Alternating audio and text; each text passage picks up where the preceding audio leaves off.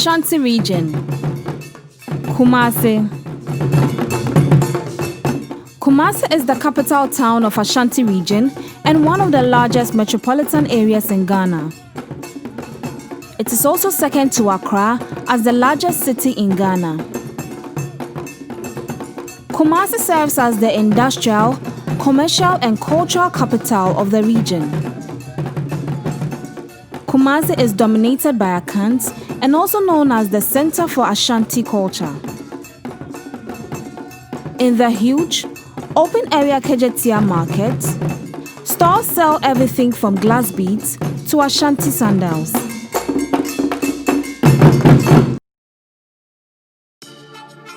In Kumasi, we were much more impressed with the startup scene. Its vast number of tertiary schools was a factor in creating entrepreneurship clubs and creative groups that burst forth budding startups. We learned this from our interactions with some of these startups like Dex Technology and Akans Diagnostics. So in Kumasi, we were much impressed with the startup scene because there were a lot of tertiary and secondary schools that were playing a part in having entrepreneurial clubs for majority of youth. So we found out that most of the startups that were coming up were from these entrepreneurship clubs from their schools. And they were more inclined towards the agri sector or the agri industry. In terms of the companies that we visited, we interacted with 16 organizations. Most dominantly were the creative arts and the creative groups, as well as the health institutions and food processing, waste management, and transport firms as well. So one of the key challenges that we also found out was the lack of infrastructure, as well as the access to finance. In terms of the most promising digital markets, we found out that the agri sector was leading, and majority of the businesses we interacted there to were IT inclined in the sense that they had social media accounts and they had websites. The Ashanti region is deeply rooted in their culture. Women are more vibrant in buying and selling and play a key role in the business culture in Kumasi. The media appeals to the elite and the local people. The cosmopolitan nature of Kumasi reflected in the business culture and then the media landscape in the region as well. However, this did not have an effect on the cultural heritage of the region.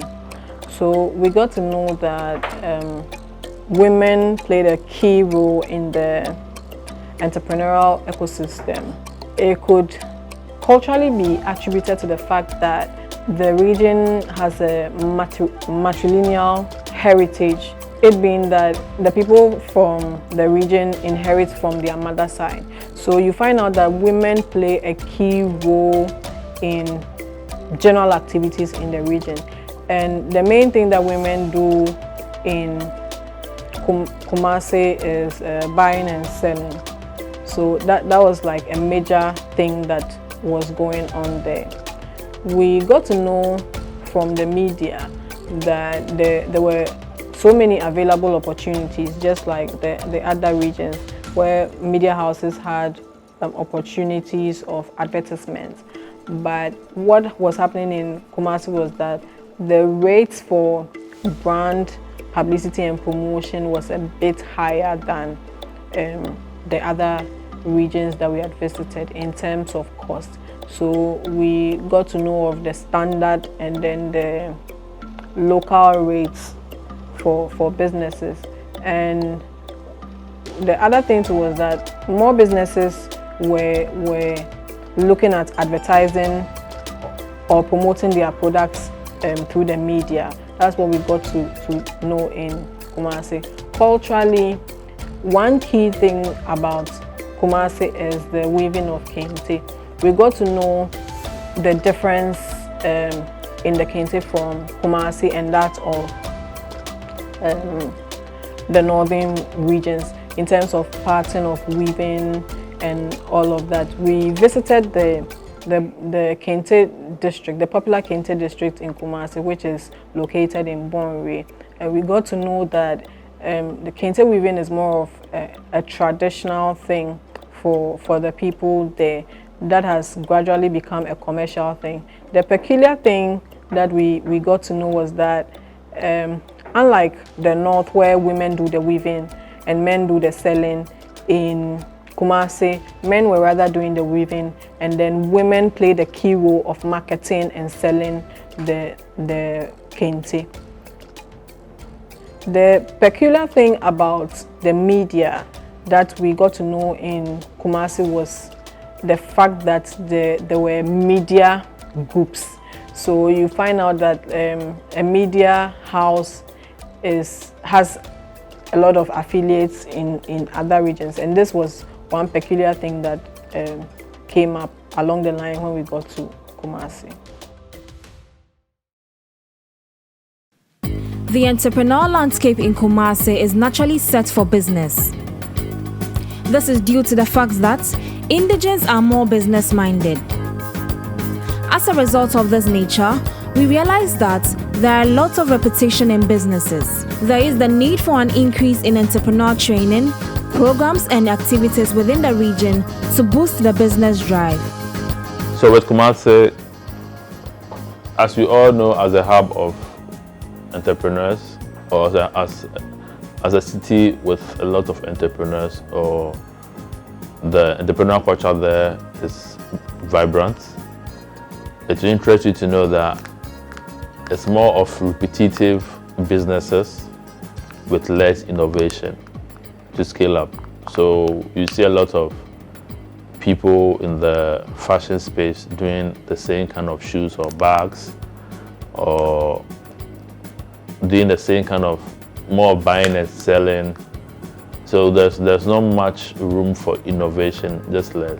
So one interesting thing is that in Kumasi there are more hubs than most cities or regions, apart from Accra, which is a plus. So like the Kumasi Hive, the Harper Space, the Women Within, Fabulous Women and all that. So these spaces are also doing their best to enhance skills development, training, channel the energies and ideations of startups into viable businesses. Then also GIZ also doing their parts, and a few others coming on board to scale up. But then it always ends after the training. So if a structured form of support will come from the other relevant stakeholders to pick up from the training phase of support, it will be of good help and also scale a lot of innovations from there. Because I know that there are a few individuals that are doing well in Kumasi in terms of startups that are doing rapid kits tests that within this what COVID era is of essence. So getting the needed support for it will also help the country as a whole. So one of the things also with Kumasi is with our secondary data before the on-site visits, we realized that there are lots of organizations online in the yellow pages and what have you, but on-site it's not what it is. So a few were just willing to speak to us, whilst others declined us. So we identified 16 social enterprises or NGOs in the space of capacity building, 8 business advisory organizations, 20 formalized business organizations, 2 development agencies, 8 infrastructure providers, and 3 organizations that would create awards night to celebrate startups and businesses in the. So these are the people we had a chance to speak to or engage during our search. Kumasi is a well-developed city with good financial standing.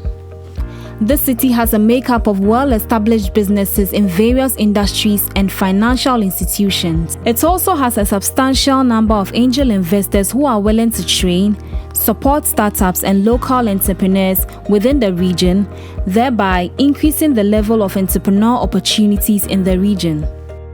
Moving on to the Ashanti region, Kumasi is actually a developed city. It has lots of running businesses on the local front, the international front. It has lots of businesses, so it has a very stable, or yes, a much more stable financial system as compared to the other regions we had looked at. We were able to engage with 11 or more. Okay, so there are actually more financial institutions there, but the ones that actually gave us the chance to be able to engage with them were 11 or more. We spoke to 2 international banks, 2 local banks, 4 rural banks, 2 microfinances, and 1 credit union.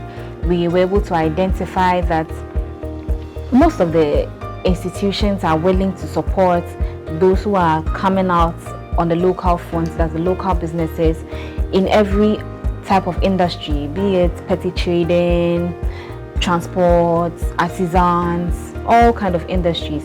They are willing to support them, they're willing to give them mentorship programs. I mean, we saw that as an opportunity which we don't find on high rates in other regions.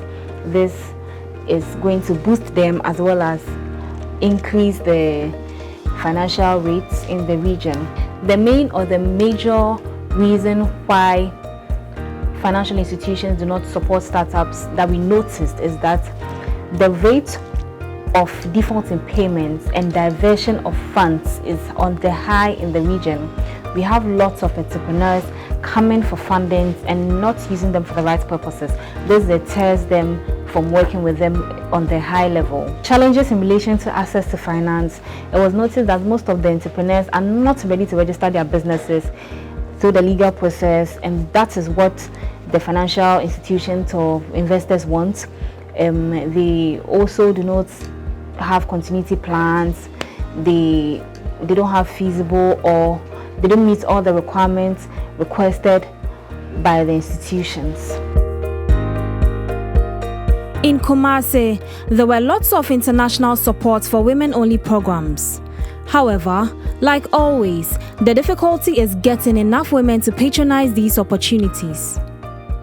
We met a lady who worked as a welder and a welding trainer. She's a shining light in terms of women that can achieve in a male-dominated society. The ecosystem in Kumasi is the most developed by far when coming from the north to the south of Ghana. It has a very vibrant ecosystem where there's a lot of eagerness to improve and secure funding for businesses. We noticed in Kumasi that the KNUST has contributed a lot in developing the ecosystem. We have a lot of people from around the country coming over and sharing ideas. We also have a lot of hubs compared to other regions like Kumasi Hive. We have Hyperspace, No Business as Usual, and all these hubs are really working hard to accelerate the rate of growth in Kumasi.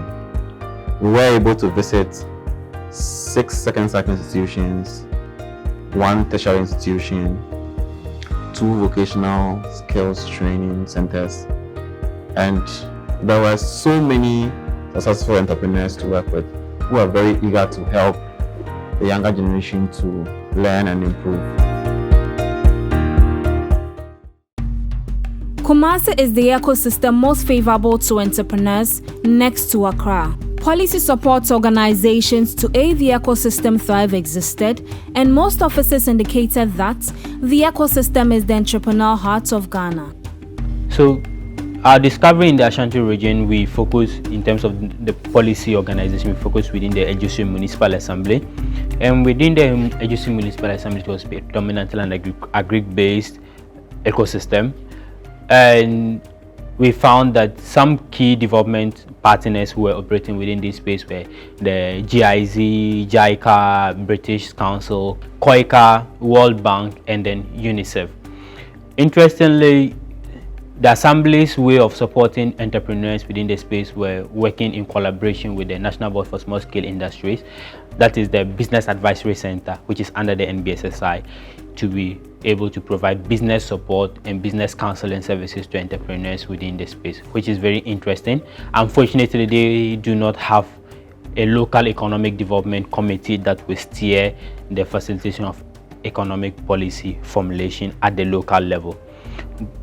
A good aspect that also stood out with the Assembly was the fact that they held numerous town hall meetings that invited and brought forth various businesses to come and put forth their challenges and how the assembly would be able to. And so moving around that ecosystem and observing, it was discovered that the assembly was really doing good in terms of infrastructure support to ensure that various entrepreneurs have spaces for them to operate in, and which was laudable. Coming to regulatory components in the Kumasi ecosystem, the Food and Drugs Authority was engaged, and it was discovered that the Food and Drugs Authority in the Ashanti region was one of the offices that was really operating up to their tax.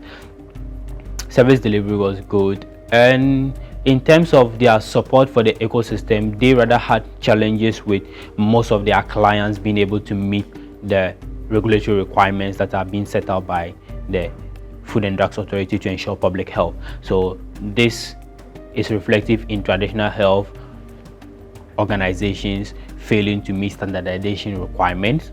This was also reflective on various NGOs and social support organizations providing capacities for people to go into soap making, food pastries, and various food related items that are of public health concern. But then these people, after going through training, do not pass their products through certification from the Food and Drugs Authority, and this then calls for the need for all these people's attention to be drawn so that they can factor it inside their programs as well. The media as well was also identified as one of the people who was also contributing to most of their clients not being able to meet the regulatory requirements, and this was reflective in media houses advertising products that were not certified or advertising products that were not approved by the Food and Drugs Authority. The ideal process is that Food and Drugs Authority are supposed to vet your advert and approve of it before you go out to aid, but then most of these people do not go through these processes, and this was another challenge that was identified within the ecosystem.